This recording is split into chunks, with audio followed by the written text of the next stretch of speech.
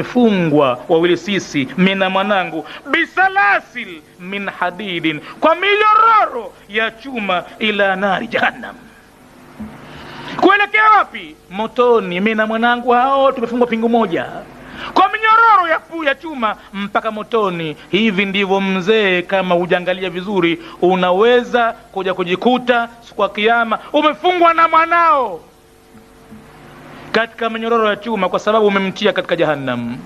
Umeangalia dunia tu.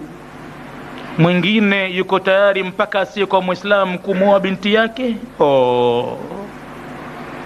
Makubwa mno, yamezidi mno. Woga umemshika, tamaa umemshika, mpaka asiye kwa Muislamu anakuja kumtaka binti yake na muoa. Na Qur'ani iko wazi wazi,